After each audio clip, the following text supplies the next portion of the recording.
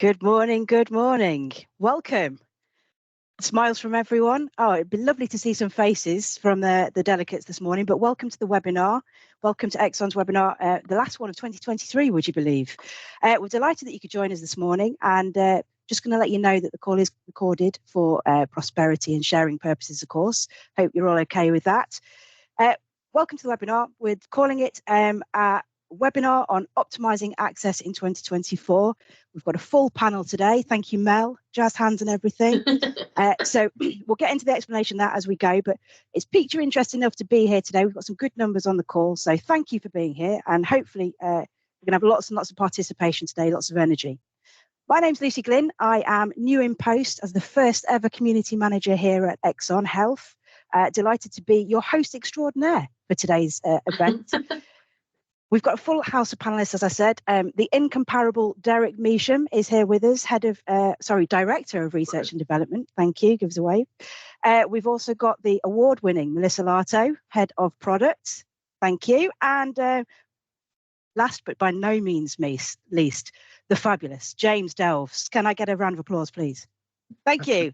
Principal Consultant and Head of Training. Thank you, thank you. Right, okay. Today, as I say, we want to keep the energy high. So if you'd like to switch your video on, that would be wonderful. Then I can feel less like I'm talking to myself. If not, just lots of reactions, lots of questions. We've got the Q&A open as we go. So please feel free to use that and ask any probing questions so we can keep these three on their toes throughout.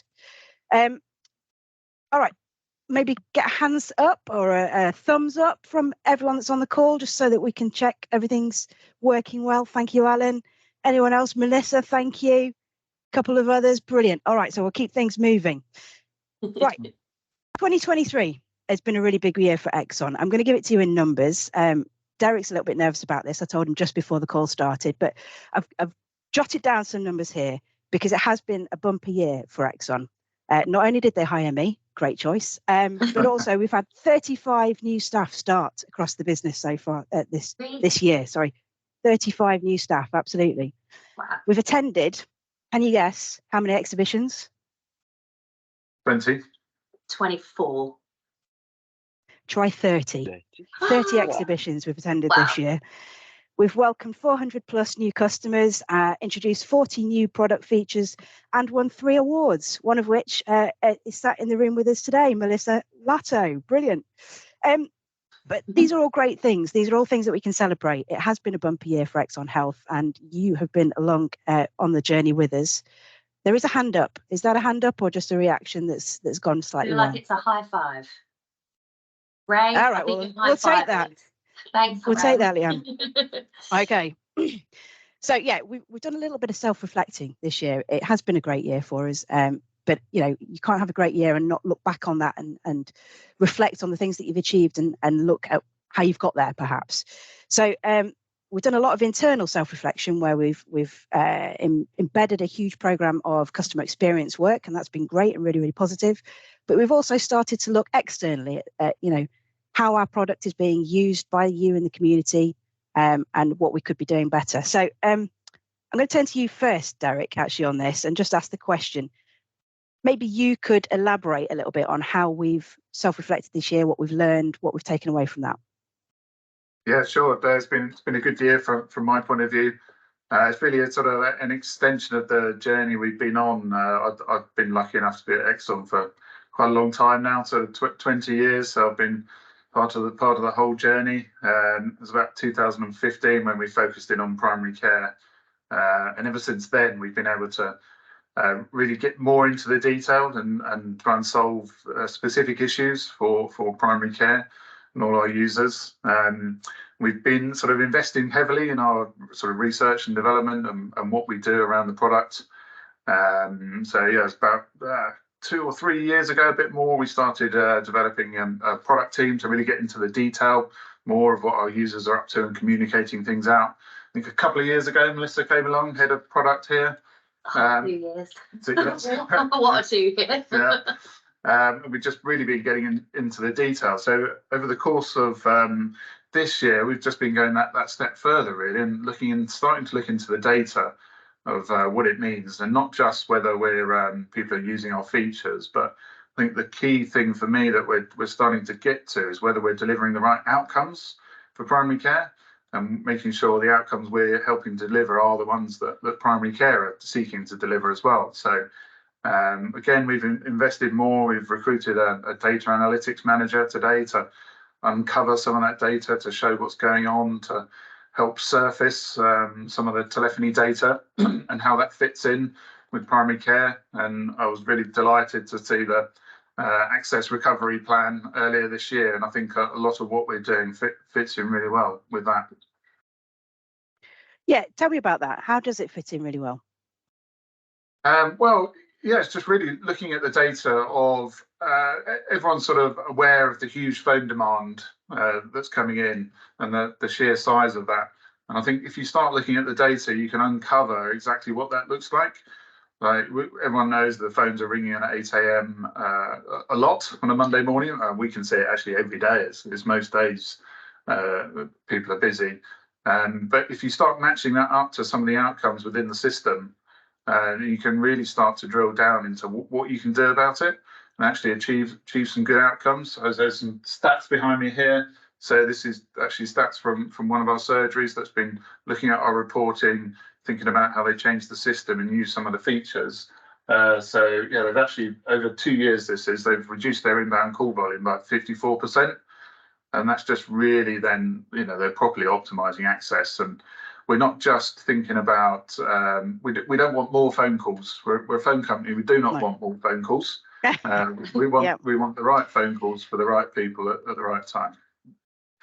Yeah, okay. I think that's fair to say that that's a really bold statement, and one that we're working towards. We've learned a lot from our self-reflection, Mel, but that's still us talking to us about what we found. So I guess what interest from you is what you've learned when you've taken that out into the market, particularly, most recently at the conference, the DTL conference. Yeah, I think the DTL conference was one of the best situations for us to go in. So normally we have our sales team or our CRM teams go out to these conferences and the shows to find out about what our practices actually want. But the DTLs are there for a different reason. They're there to help you transform and move digitally by delivering a better process. Really, it doesn't necessarily just mean phones. It could mean, your online consultation or that redirect to service to the NHS app. So it was really interesting to go to that. So James and I actually went to the DTL conference. What was it, 3 weeks ago now, I think?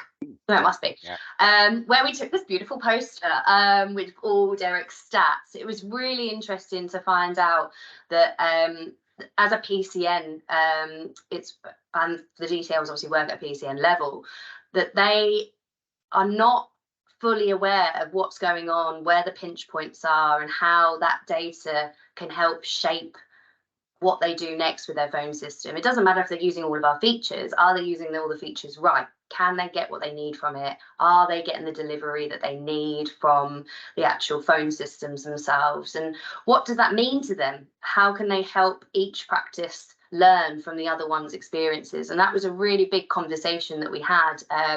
There's a couple that stood out, a couple of DTLs that stood out to us that was chatting to us for probably, I'd say, half an hour, wouldn't you, James? Was about that? Absolutely. Yeah, they were talking about, they had a favourite practice that they went and trialled everything with. And I think probably I got the feeling that kind of happens quite a lot across the piece. Everyone's got this practice within their PCN that's really open to change and are the driver of the innovation, but how they sell that picture to the rest of the surgeries within that PCN was a really difficult pitch. And some of them aren't all using the same systems and same processes, and maybe even set up differently. You might have a practice that's got like 15, 20 people in it, and then you might have another practice that's got 60 within that one PCN. So, driving that change across all of those PCNs is really tough for the DTLs, and we could really feel that. And it wasn't just us there, obviously, from a telephony point of view. We had lots of our, I like to call them our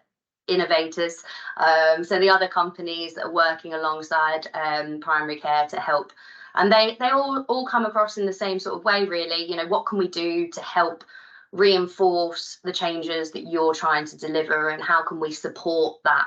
And this is where we pitch this access optimization program, because we can go out to the sites and run a report, just a standard report to say, right, let's have a look at your surgeries. But I won't go into that too much because that's stepping on James's toes a little bit there. So I'll let him explain a little bit more about that. But yeah, the conference was really eye-opening with regards to that, and I hope to actually get out to some more. So if anyone's got any recommendations where we should go to hear the right things from the right people, please like pop it in the chat, talk to us afterwards. Yes.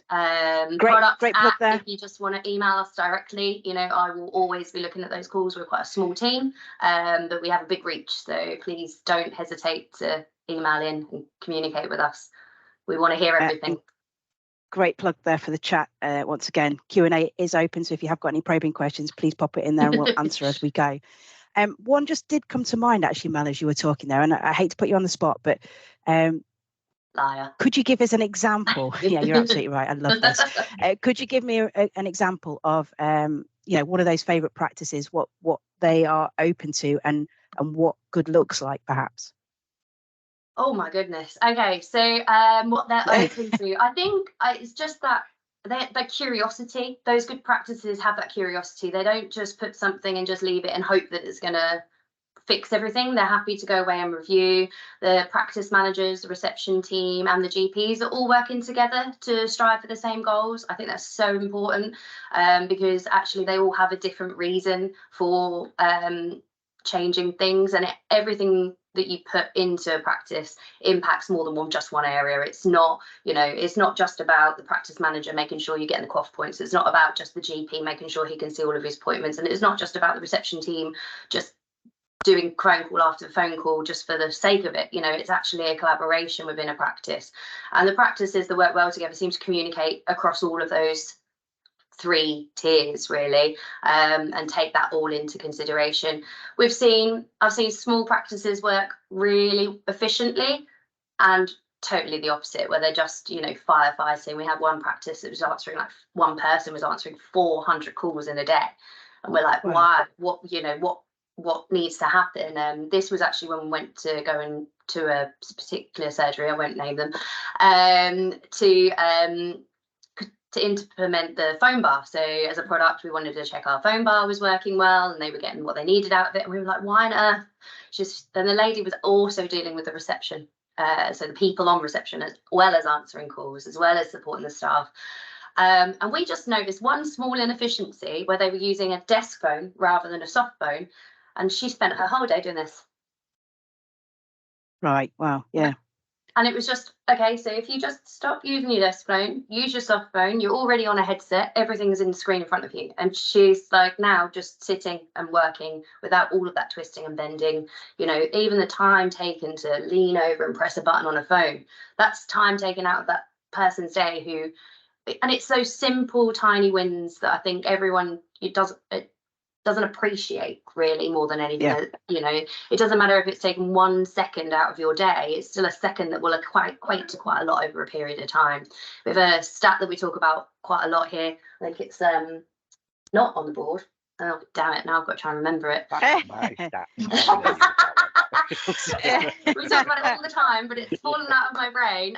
So I think it's actually over 6 months, our patient pop-up, whilst it's really tiny, we're just identifying who a patient is as they call in. Over a 6-month period for one clinician will save around 18 hours of time. You know, and we're talking seconds. You know, we're just saying, rather than you saying, "Can I take your date of birth?" It already and your name and confirm it, and click and open that risk record and pay it. That is 18 hours saved. That's an amazing amount of time, and I think, you know, thinking about all those small efficiencies make a difference. And I'm not sure I answered your question, but I think I've gone enough detail. I can't actually remember what my question was, to be honest. But no, I think well, the nugget that I took from that is, you know, to coin a phrase, every little helps, doesn't it? And the more sort of small wins that you can find here, there, and everywhere, the more small efficiencies that over time combined becomes a really, really big win. Derek, you look like you're poised and ready to say something. Yeah, no, I was talking about stats. You're getting me started on data and stats again. But one of the things that we're sort of really wanting to get out there and talk about is just how busy all you primary care surgeries are. So, you know, on average, there's 11,000 incoming phone calls a month per practice, which is just huge, and too many. So yeah, we fully support the sort of access recovery plan, wanting to help reduce that, and also wanting just to highlight the huge amount of hard work that everyone's doing to try and meet that demand. It's incredible. So yeah, small efficiencies across that sort of level, that volume, really make a massive difference. Yeah, and I think what's worth mentioning as well is you talked about all of the staff efficiencies, that time that's saved and all the impact that has, but that ultimately impacts the patients as well, doesn't it? And it's all about the patient experience at the end of the day, them having a better one. So yeah, fascinating stuff. And it's nice to know, I guess, that our theory, the self-reflection, has been approved, for want of a better word, at the DTL level. But to you, James, what are we going to do about it? Well, absolutely. I mean, we've been obviously focusing very much on getting our customers onboarded and up and running with Surgery Connect. Once we've done that, though, the surgeries are left with our help centre and our support team. So next year, we're going to be launching a Surgery Connect Academy within the training team. So all of our training will be available online. You can log in, you can register your training, you can keep track of where you're up to. There'll be new courses added onto there as the year goes through. And part of that will also be the Access Optimisation Programme. So we're working at surgery level with individual surgeries if they're interested, so that we'll actually go in and work with the management team and suggest improvements that they can make.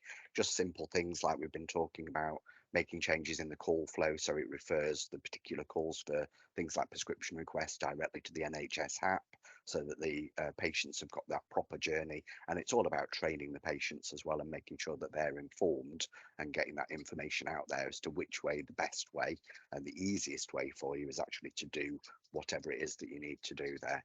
So we can talk about the call flows within the practice. We can look at the menu options that they give them with the specific teams that we can get calls through to, rather than all of your calls just going through to the reception team. If you've got a medical secretaries team, we can get the calls directly through to them for things like for hospital reviews and things like that. We're also working at the PCN level. So within the Access Optimisation Programme for PCNs, we'll be doing train the trainer sessions for practice managers and DTLs within the PCN, so that they can then go in and obviously help their own surgery or the surgeries that they're working with to get that same result without the need to book our time to come in and do it for you. And we're also working with the ICBs. We've already had a couple of ICBs that are interested and we're working with, and with those, we're working with all of the surgeries within the ICB then. So it's an ICB that's chosen Surgery Connect as its preferred supplier. And we're then working with the surgeries within that ICB on a tiering process. So looking at the features that they're actually using as a first initial look to see what's going on, but also matching that up with the feedback that is coming back through the patient primary care access recovery plan. So they get feedback from their patients about how they feel their interaction with the practice is, and that includes quite a bit on telephony. So we're able to then pinpoint the feedback and where that's coming from, and then work with those surgeries through the ICB to make sure that they're making the most out of the features that they can within Surgery Connect to ease that patient journey and make sure that they're getting the right care from the right people at the right time. Yeah, so to continue that, you've got the right tools. It's now learning how to use them to their absolute maximum efficiency, getting that return on your investment. Yeah, okay. Making sure that you're using the latest version of the integration. So obviously over the last few years, we've improved things as they've gone on. There's new later versions, and making sure that the surgeries have got that latest version of the phone bar and the integration will mean that they do have those quick returns as well. Like Melissa was saying, just that couple of seconds of a patient pop up where you've got the various patients that could be calling in on that number shortens that search time down in both System 1 and EMIS to make sure they're in the correct patient record there as well. See, you've usurped me there a little bit. I was going to put you on the spot and ask if you were to take away anything from this call, James, what would be your sort of top tip for the delegates on this call to go away and just check that they're up to speed on what? Quick review of the call flow. Just make sure that they're positioning patients and they're putting them through to the teams that can actually help them straight away, rather than having to go into a reception team and then transfer that call out. If you can get your direct calls through, that's going to ease your calls into reception. using things like calendars so that you can restrict calls into particular groups and only have them open at certain times. So if you're doing test results, you can make those available later in the day, and the system won't allow a call to come through if they've selected that option until those calls are supposed to be going through to the team. So you can then protect that time between 8 and 10, where you've got the majority of your appointments calls, and deal with those, and then get on to the other things later in the day with the patients, making sure that you've got the latest version of the integration. And we've got about 5 top tips that we go into the surgery and just make sure that they are using all of the features that they can within the phone bar and within Surgery Connect. We'll also look at the reporting with them. So we do a data pack as well for the ICBs and PCNs. Obviously at a surgery level, we've got their stats. The surgeries have access to all of this data already, but again, we're going to be reviewing our reports console just to try and make sure that the information is easier for them to get to, and they can find the information that they need in order to report back to NHS England. Brilliant. And you wouldn't let me down with that question. It's all about Fantastic creating good patient habits, right? Yeah. Okay. Good. Lucy, Good. I'm all excited. We've got a chat. We've got someone who's asked a question. It went through chat, not Q&A. So right, I haven't seen that. So if you could tell me what that is, that'd be brilliant. it says, to? right, so it's Lucy King. Hi, Lucy. So it says, how do we go about working directly with you to review and optimize our call flow? So I think that's probably one for James. Absolutely, yes.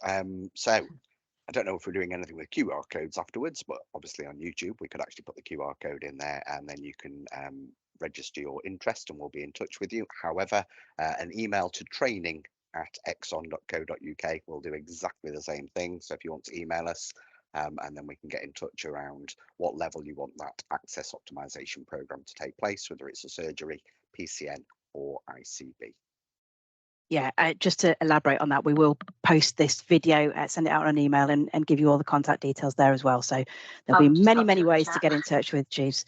There you go. So live and direct. Thanks, Melissa. And actually, now that you've raised your hand, I'm going to come back to you because obviously using what's already in situ and using it well is going to have a direct impact on patient access. But, you know, as an organisation, we want to continually improve. We want to continually improve the patient experience and what we do and have that real impact. So what does the roadmap looking ahead in 2024 look like for the product, Melissa?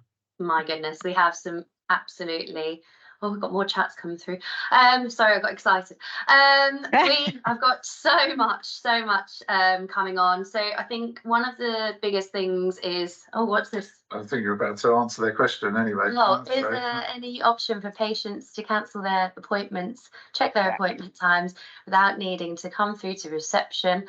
Yes. There will be. This is a fantastic, Lucy. You like you've read my mind. So actually, we're calling it check and cancel, which feeds in quite nicely to what you've just asked on there. So we've been piloting check and cancel with a couple of surgeries over the last 2 months, I would say. We've had a little bit back and forth. We're doing it for EMIS at the moment, so our System 1 customers will be coming. We're just waiting to get access to that API to be able to start that work. But for our EMIS customers, check and cancel will be something that you'll be able to add to your call flow, I would say, by the end of Q1 next year, which is actually, you know, really soon. We just need to keep it in that trial space at the moment because we're making a few tweaks based on what we found out with regards to our piloting. So this will give the ability to be able to check or cancel or both, depending on what you want to offer, all of your appointment types, some of your appointment types, only within a certain period before the appointment's due. So it's really, really flexible. You can add it into your call flow, so you can actually even offer it outside of working hours, so people can actually call up when you're closed to check or cancel their appointments. So it's going to be a really amazing piece of product out there. So I'm quite excited about it, actually. Yeah, just another opportunity for me to get a stat in there. So, I knew this was coming. So we can see we were quite amazed by this, actually, looking at some of the menu options of some surgeries. Yeah, between 4 to sort of 8% of all phone calls are about checking and cancelling appointments. So, but by doing this, you know, that huge number, you know, hundreds of calls, will be able to self-serve and do this in the background, which is very exciting, I think. Oh, I'm glad that made you happy as well, Lucy. I love the hallelujah that's come back off of that. That's great. Yes, so that was a bit of a side swap. I completely actually forgot about check and cancel because for me it's been in pilot, so it's not new. It's actually there, but it's not for you guys yet. So it's nice to talk about that. Thanks for the reminder. The other thing we're working on is priority. Just before you go on, Mel, there is a question as well, just asking what the timeline for System 1 is on check and cancel. So. Well, this is dependent on our lovely System 1. Yes, I'm going to hand it over to Eric. He's the guy that looks after the API access. Yeah, slightly sort of technical answer to it, but yeah, we're just seeing the best way to get access to their API to do that. So yeah, we have a number of different options, so it's definitely possible. But yeah, exact timelines is unclear at the moment. But yeah, high priority for us in order to solve that problem as well. Oh, that was Leslie French. Thanks, Leslie. I'm never going to get round to what I was going to say. I've forgotten again already. Priority call routing. Thank you. So priority call routing is something that is offered by our competitors, but they do it in a don't laugh at me, Lucy. They do it in a way that our clinical safety officer wasn't actually completely comfortable with, because it barges in and it just puts someone to the top of the list, and it hasn't got as much control over it. So what we wanted to do is create it more as we've called it personalized call routing, which will allow you to direct numbers to different groups within your call flow for certain menu types, or even to prioritize a hospital calling into you to direct them to different groups. So you can do wildcard numbers, you can do full patient numbers that you can add to groups for palliative care, or you could even run a flu clinic or get people to call into a flu clinic, get them to go through the priority call routing, and then actually send them off to an SMS, so you don't actually even have to deal with that call. So we've tried to make it extra flexible at any point in the call flow, really. So we've done it very slightly differently, and I say done it, we haven't done it yet, we're doing it. It's actually in my test environment at the moment, so again that's going to be an early Q1 release, I would hope, but it might be just going out to pilot for a couple of sites first, so keep an eye on that one. Your newsletters are always a good way to track whether we've actually released it or not, or through our intercom news, which is our help centre. Sorry, I always call it intercom. It's a help centre. The other stuff we're working on is so patient callback. As you know, we've got patient callback, but we've identified a few little enhancements that can allow that to be a little bit more flexible for our patients as they're coming in.